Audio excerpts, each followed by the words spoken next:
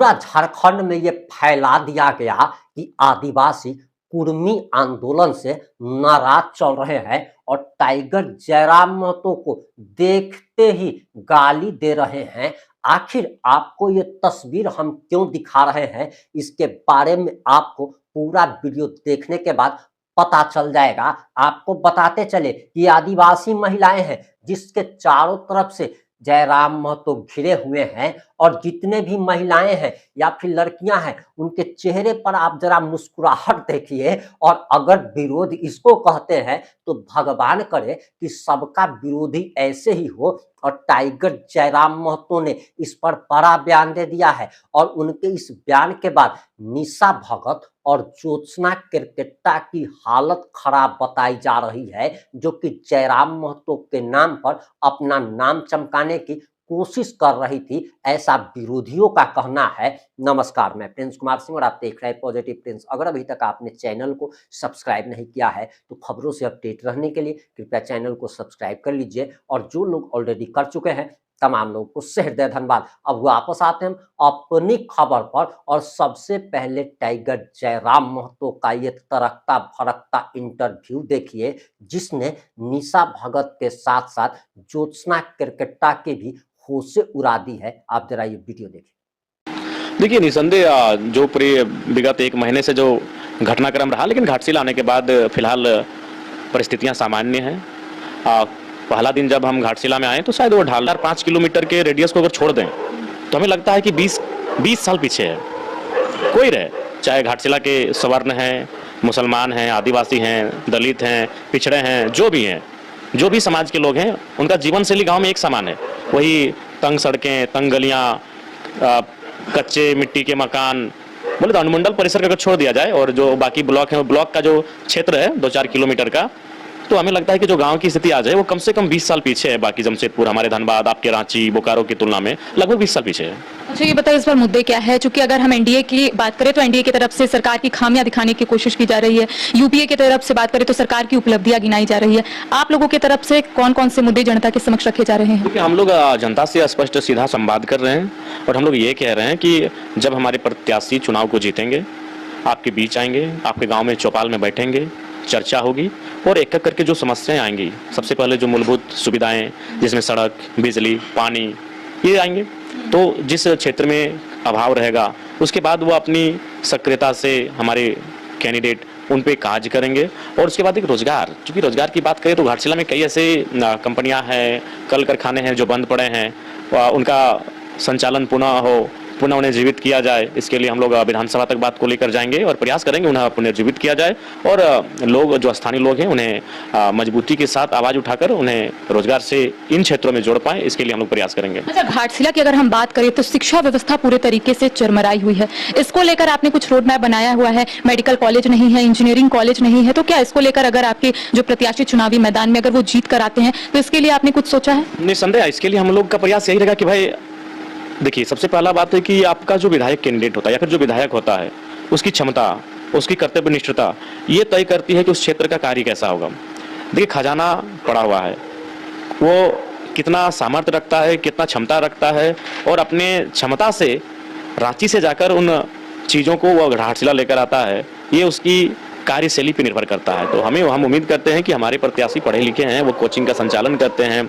Library का संचालन कर रहे हैं, एमएससी और बीएड हैं, तो शिक्षा को अनुभव करते हैं और शिक्षा को जानते हैं कि शिक्षा के ना होने से क्या परिस्थितियां हो सकती हैं। तो उस दिशा में हम लोग बिल्कुल सक्रिय रहेंगे और अपनी ओर से एड़ी चोटी एक करेंगे कि घाटशिला क्षेत्र में बेहतर शिक्षा की व्यवस्था को बहाल किया जाए। झारखंड में एक मुद्दा काफी ज्वलंत है, कुर्मियों को एसटी में शामिल करने का मुद्दा। ये एसटी रिजर्व सीट है, यहाँ पर क्या लगता है कितना टफ होने वाला है आप लोगों को?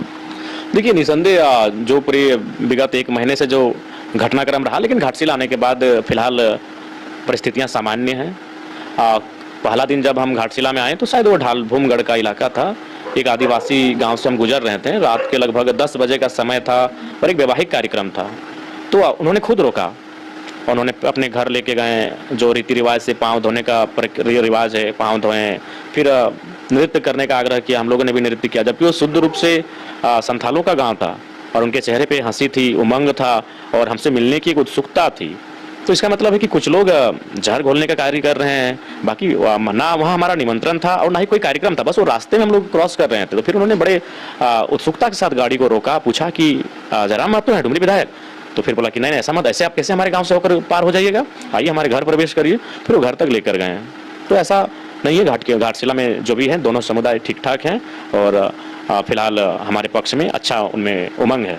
लेकिन स्टार प्रचारकों की कमी है आपके पार्टी में, चूंकि बीजेपी की तरफ से स्टार प्रचारकों की सूची जारी की गई जिसमें 4 पूर्व मुख्यमंत्री है, केंद्रीय मंत्री शामिल है, जेएमएम की तरफ से खुद कल्पना सोरेन पहुंच रही है, हेमंत सोरेन पहुंच रहे हैं, और आपको नहीं लगता है कि एक अकेले आप जो है वो सामने आ रहे हैं? तो आपको नहीं लगता ये कमी है, आने वाले समय में इसका असर पड़ सकता है? देखिए, अब जनता स्टार प्रचारकों के भरोसे नहीं है कि बड़े चेहरे आएंगे, सुनील शेट्टी आ जाएंगे, सलमान खान आ जाएंगे, सनी देओल, शाहरुख खान आएंगे या सचिन तेंदुलकर आएंगे।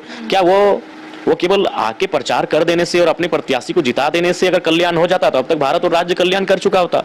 अब लोग ये देखते हैं कि जो नेता हमारे बीच आए हैं वो हमारे बीच कितना रहते हैं और हमारे मुद्दों को लेकर कितना एक्टिव रहते हैं, उसके समाधान करने को लेकर कितना गंभीर रहते हैं, ये मसला है। और इन सारे विषयों को जनता समझ चुकी है और ये सत्य है। स्टार प्रचारक तो हमारा 2024 के मुख्य इलेक्शन में भी नहीं था, फिर भी हम लोग अच्छा वोट किए और अच्छे हर एक सीटों पर हमें अच्छा वोट मिला। तो अब मामला है स्टार प्रचारक का नहीं, विचारों का है। और झारखंड की जनता एनडीए और इंडिया की पॉलिटिक्स से उब रही है, वो तीसरे विकल्प की ओर टकटकी निगाहों से देख रही है। हम लोग तीसरे विकल्प के तौर पर सामने आ रहे हैं। अच्छा, झारखंड में 6 बाई इलेक्शन हुए हैं जिसमें 5 जो है महागठबंधन के फेवर में रहा, एक रामगढ़ सीट जो है वो आजसू को मिली। तो क्या लगता है ये जो रिकॉर्ड लगातार महागठबंधन की तरफ से बन रहा है इसको तोड़ने में आप कामयाब हो पाएंगे? देखिए, हम लोग प्रयास कर रहे हैं और उस प्रयास में कामयाबी कितनी मिलेगी ये तो चुनाव के नतीजे वाले दिन ही पता चलेंगे। लेकिन वो कहते हैं, आपको भी मालूम है, हमको भी मालूम है, इस कमरे में जितने हमारे भाई लोग बैठे हैं सबको मालूम है कि हमको एक दिन मर जाना है। किसी को शमशान जाना है, किसी को कब्रिस्तान जाना है, तो किसी को कहीं और जाना है। लेकिन इसका मतलब थोड़ी हम लोग जीना छोड़ दे रहे हैं। तो चुनाव के नतीजे क्या होंगे नहीं होंगे उसको लेकर हम लोग ना चिंतित है ना भयभीत हैं। हमें मालूम है कि अगर हम लोग मेहनत अच्छा करेंगे तो चुनाव के नतीजे हमारे पक्ष में होंगे और उसी को हम लोग मूल मंत्र मानकर लगातार मेहनत कर रहे हैं कि चुनाव के नतीजों को अपने पक्ष में लाया जा सके। अच्छा, घाटशिला की जनता से लगातार हम जुड़ रहे हैं, लेकिन उनका कहना है कि 2024 में जो इलेक्शन हुआ उसमें आपके जो प्रत्याशी है उतना जनता से मिल नहीं पाए, रूबरू नहीं हो पाए। तो जो कह सकते हैं कि पिछले इलेक्शन में जो आप लोगों की तरफ से गलतियां हुई है, क्या उससे सुधारने की कोशिश इस बार की जा रही है? कोशिश हुई है और कोशिश हुई क्या, आप जाके देख सकते हैं। घाटशिला के 4 प्रखंडों में 56 पंचायत आते हैं, 56 पंचायत में हमारे कार्यकर्ता एक्टिव हैं। कार्यकर्ता नहीं कह सकते, हमारे अन्य जिलों से आए हुए पदाधिकारी, घाटशिला के कार्यकर्ता नहीं। धनबाद, बोकारो, गिरिडीह, रांची, हजारीबाग, रामगढ़, देवघर, पलामू, गढ़वा, चतरा, लातेहार, तमाम जो हमारे राज्य के बाकी जो शेष जिले हैं घाटशिला यानी पूर्वी सिंहभूम को छोड़कर और बाकी जो शेष 80 विधानसभा है, हमें लगता है कि उनमें से मैक्सिमम विधानसभा के हमारे पदाधिकारी, हमारे कार्यकर्ता, हमारे शुभचिंतक घाटशिला में आकर डेरा डाले हुए हैं और 56 के 56 पंचायत में वो प्रतिदिन एक्टिविटी कर रहे हैं। अच्छा, पिछली बार 8000 वोट मिले थे, इस बार मार्जिन क्या है, क्या सोचे हैं? देखिए, इस बार हम लोग त्रिकोण में हैं और जीत के करीब हैं। अब वो जनता पे निर्भर करता है कि अंतिम जो रात होती है, जिसे कहते हैं यही रात अंतिम, यही रात भारी, जिस रात को रात के जब रात ज़्यादा अंधेरी हो जाती है, 12 बज जाती है, तो एक शैतानी ताकत आती है जिसे हम लोग धनबल कहते हैं। लोग अपनी तिजोरी को खोलते हैं, उस तिजोरी में बहुत सारे पैसे होते हैं और जनता तक पहुंचता है। फिर जनता का मन बदल जाता है, क्योंकि झारखंड की जनता भोली भाली है, वो फिर उन्हें लगता है कि जिसका ले लिए हैं उसको दे देते हैं। तो अगर ये चीज़ हावी नहीं रहा तो हम लोग बहुत अच्छा रिजल्ट करेंगे। लेकिन आपको नहीं लगता है कि आपके इक्विवेलेंट में कोई होना चाहिए, क्योंकि आपकी भी तबियत खराब है लेकिन निरंतर आप उसी में काम कर रहे हैं? चढ़ाएं आसान नहीं है। 9 घंटा का यात्रा था पटना का, 9 घंटा जाना, और ऐसा नहीं कि वहाँ जाके बैठे गप किए, चाय पिए, रोड शो किए। तो रोड शो बहुत टफ होता है और लोगों से मिलना, लगातार भीड़ का सामना करना, फिर 9 घंटा सफर करके घर आए, और घर आए क्या, फिर अगला दिन पुरुलिया आए, बिहार, बंगाल, फिर अगला दिन रांची, झारखंड, फिर रांची होते हुए घाटशिला। तो ये तो स्वाभाविक है। आज मेरा दिन भर मेरा बेकार हो गया। आज मूसाबनी ब्लॉक में लगभग 15 जगह मेरा कार्यक्रम था, आज नहीं कर पाए। दिन भर हम बेड में पड़े रहे। आज मेरा इलाज हुआ, अभी थोड़ा सा ठीक लग रहा है। नहीं है, बहुत सारे हमारे योग्य पदाधिकारी हैं जो अपने विचारों से सामर्थ्य रखते हैं जनता को अपनी ओर आकर्षित करने का, तो वो कर रहे हैं अच्छा काम। आपकी लोकप्रियता अलग है, तो आपको नहीं लगता आपके इक्विवेलेंट में कोई होना चाहिए ताकि अगर आपकी तबियत खराब हो तो वो संभाल सके? नहीं, संभाल रहे हैं, मिलके तो संभाल ही रहे हैं। जहाँ आज हम नहीं गए वहाँ हमारे बहुत सारे साथी गए हैं और चीज़ों को मैनेज किए। आखिरी सवाल रहेगा, घाटशिला की जनता के लिए क्या संदेश? देखिए, घाटशिला की जनता के लिए यही संदेश रहेगा कि भारत की जो राजनीति है, मोदी जी ने उसे आस्था की राजनीति बना दिया और हेमंत जी ने आंसुओं की राजनीति बना दिया है। ना आस्था से किसी का पेट भरेगा, ना आंसुओं से पेट भरेगा। पेट भरेगा मुद्दों पे काम करके, मुद्दों पे बात करके। तो घाटशिला का चुनाव में आप उनका सपोर्ट करें जो मुद्दों के समाधान की बात करते हैं, जो मुद्दों पे बात करते हैं, शिक्षा, स्वास्थ्य, रोजगार, बिजली, सड़क, पानी, इन सब विषयों पे बात करते हैं, आप उनको वोट करें। आंसुओं से ना भला होगा ना आस्था से। आस्था व्यक्तिगत है, आंसू जो है आपका वो भी व्यक्तिगत है कि आपको पीड़ा है तो आंसू आपके आएंगे ही, और आंसू सबको आते हैं, आस्था भी सबकी है, लेकिन वो व्यक्तिगत विषय है, उन्हें राजनीति से कनेक्ट ना होने दे, नहीं तो फिर वही होगा। मोदी जी ने आस्था के नाम पर वोट लेना शुरू किया है, हेमंत जी ने आंसुओं के नाम पर वोट लेना शुरू कर दिया है, तो ऐसे में फिर लोकतंत्र की गरिमा कहीं ना कहीं उचित नहीं होगा, लोकतंत्र की जो गरिमा है उस पर ठेस पहुंचेगी। इसलिए हम लोग एक नई तरीके से राजनीति करने आए हैं और कर ही रहे हैं।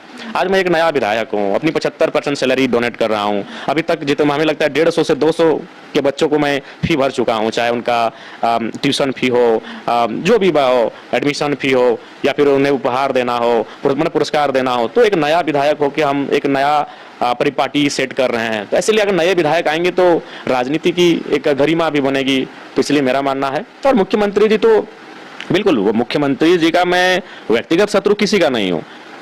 अगर हेमंत सोरेन का नाम मेरे सामने कोई लेंगे तो बिल्कुल मैं भी उनके साथ साधारण और पेश आऊंगा, लेकिन वो एक कर्तव्य में है, मुख्यमंत्री हैं। आप जाके बरहेट का ही देखें, बरहेट को, नेमरा को कौन भूला होगा।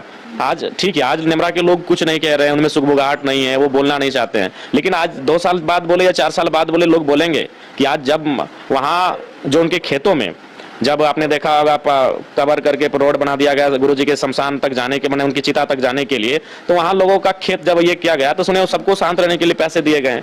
आप मुख्यमंत्री देखिए, मुख्यमंत्री एक अच्छे इंसान हो सकते हैं, लेकिन मुख्यमंत्री का जो पद उनको मिला है उसमें उनके पास विजन नहीं है। अगर विजन होता तो आज गुरुजी के देहांत के बाद नेमरा को जो उपहार मिला या नेमरा ने जो तरक्की किया, ये उनके मुख्यमंत्री रहते और उनके जीवित रहते ये क्या हो जाना चाहिए था। अब बरहट को जाके देखिए, हमें लगता है कितना पिछड़ा हो, कितने गाँव पिछड़े होंगे। तो इसका मतलब है मुख्यमंत्री जी अपने परिवार की पॉलिटिक्स से बिल्कुल बाहर नहीं आ पा रहे हैं, अपने निजी प्रॉपर्टी के विषय से बिल्कुल वो बाहर नहीं आ पा रहे हैं। और मैं तो बार बार कहता हूं, मैंने अपने भाषणों में भी धनबाद के एक नेता का जिक्र किया, इसलिए नाम इसलिए मैंने लिया कि वो ये चुनाव कोल्हान में हो रहा है। जब धनबाद में होता था हमें नाम लेने से भी कोई परहेज नहीं है। उनको सुप्रीम कोर्ट ने एक नोटिस दिया है, और क्या है उसमें कि उन पे आरोप लगाया है कि 40,000 करोड़ का संपत्ति है। अगर मान के चलिए 40,000 करोड़ को अगर 10-10 लाख रुपए में भी बांट दें तो लगभग 4 लाख लोगों को हम बांट सकते हैं। तो अगर 4 लाख लोगों में बांट सकते हैं तो एक परिवार में अगर 5 लोग रहते हैं तो 20 लाख, यानी 20 लाख लोग जिस धन से जीवन यापन करेंगे वो एक नेता के पास। ये मैं जस्ट एग्जांपल दे रहा हूं। यानी अगर झारखंड की आबादी को आज के डेट में अधिकतम मान ले 4 करोड़ है, अब कितनी है ना वो एग्जैक्ट कोई नहीं जानता है, तो 20 से 25 नेता पर्याप्त हैं कि आज झारखंड को बैठा के खाना खिला सकते हैं। इसका मतलब है हमारा राज्य गरीब नहीं है, गरीब बनाया जा रहा है। तो इसलिए मैं जनता से यही कहूंगा कि अब उस पॉलिटिक्स से अगर आप दूर नहीं हो पाएंगे तो फिर राज्य की उन्नति होगी ना देश की उन्नति होगी। इसलिए उस पॉलिटिक्स से आप दूर होइए, जितना दूर हो पाएंगे आप उस पॉलिटिक्स से जो कुछ लोगों के हाथों में जाके सीमित हो जा रही है, पूंजीपतियों के हाथों में जाके सीमित हो जा रही है, उस पॉलिटिक्स से दूर होना है। तो इस बार जेल कैंप और नए युवा राजनीति करने के लिए आ रहे हैं, जो नई सोच के साथ आ रहे हैं, नए तरीके के साथ आ रहे हैं, उनको समर्थन करें, ढेर सारा प्यार दुलार देने का। बीच में एक सवाल है, आप लोगों का कहना है कि आप लोग सत्ता परिवर्तन नहीं चाहते, आप लोग चाहते हैं कि सिस्टम में बदलाव हो, इसका क्या मतलब है? व्यवस्था बदलाव हो, बिल्कुल। अभी मान के चलिए आज झारखंड मुक्ति मोर्चा की सरकार है, झारखंड मुक्ति मोर्चा की सरकार है, तो मान के चलिए झारखंड मुक्ति मोर्चा के जो बड़े लीडर हैं, मान के चलिए कोई करोड़पति हो जाएंगे। कल को भारतीय जनता पार्टी की सरकार आई तो उनके जो बड़े लीडर हैं वो करोड़पति हो जाएंगे। तो व्यवस्था तो वही है। आम व्यक्ति तो आज भी धराशायी हो रहा है, आम व्यक्ति का जीवन तो आज भी शिक्षा के अभाव में, स्वास्थ्य के अभाव में, रोजगार के अभाव में चल रहा है। तो हम लोग चाहते हैं व्यवस्था बदले, और सबसे उसमें मूल कारण है करप्शन। उस पर रोक तभी लगेगा जब सरकारें उसके लिए कठोर डिसीजन ले। मैंने उदाहरण दिया था एक हरमू नदी का या फिर किसका था, जब सरकार बुलडोजर चलाई रही थी, माननीय मुख्यमंत्री योगी जी के तर्ज पे बुलडोजर चला रहे थे, लेकिन बुलडोजर चलाते चलाते उनका बुलडोजर एकाएक रुक गया, उनको पता चला उन्हीं के मंत्री का वहां अतिक्रमण है। आपकी क्या प्रतिक्रिया है? अपनी प्रतिक्रिया जरूर दीजिएगा। जुड़े रहे हमारे साथ। जय हिंद, जय भारत।